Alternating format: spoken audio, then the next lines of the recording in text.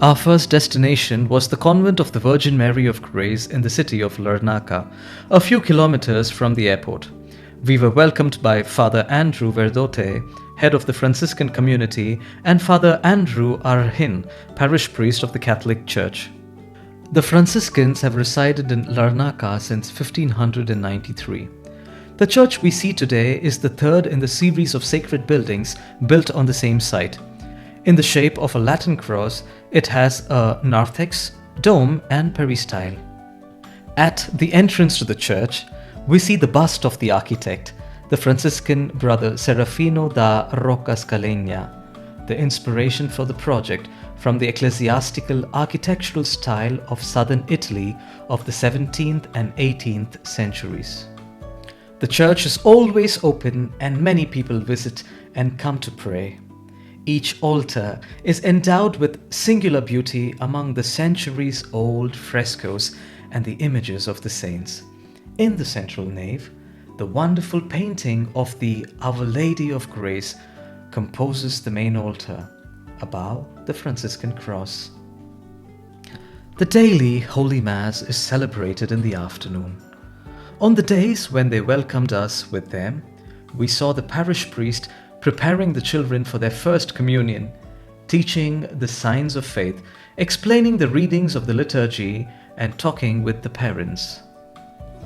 And the collaborators who took care of the church, both in cleaning and organizing the spaces around it.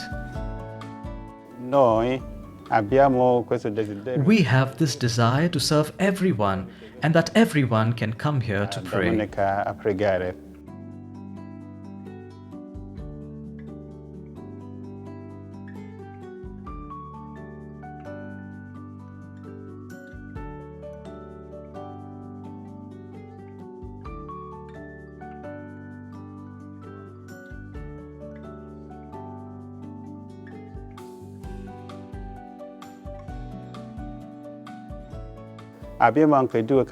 We have two chaplaincies outside the parish, but we don't have a church there.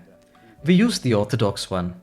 So at 9:30 we go to Aia Napa and at 11 to Paralimini. During the week, the parish priest tells us the faithful are invited in the evening to pray the Holy Rosary with the exposition of the Blessed Sacrament. On Tuesday, St. Anthony is celebrated. On Marian feasts, prayers are said at the grotto and processions are held, and so subsequently the pastoral care is carried out following the Latin liturgical calendar. This adoration did not exist before.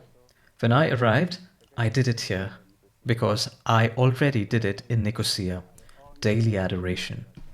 And now many people come and they say to me, "Father, you are truly a treasure of the parish."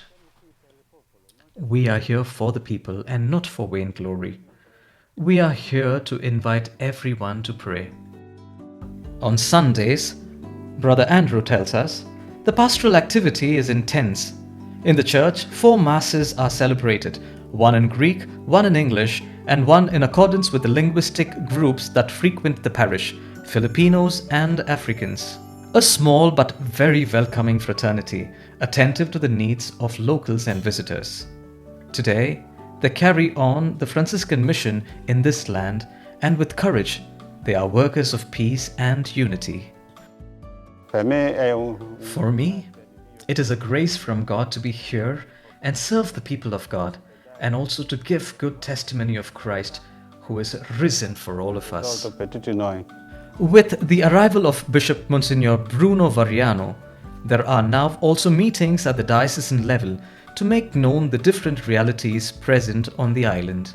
Now we are gathering the young people who are over 18 years old to go to Santiago de Compostela. This is one of our projects that we are doing for the church and for the faithful. A presence that in itself speaks of the love and dedication of those who have built history, with its contrasts and challenges. And finally, the sympathy of those who, like a mother, take care of the brothers both in the kitchen and in assisting in the liturgy.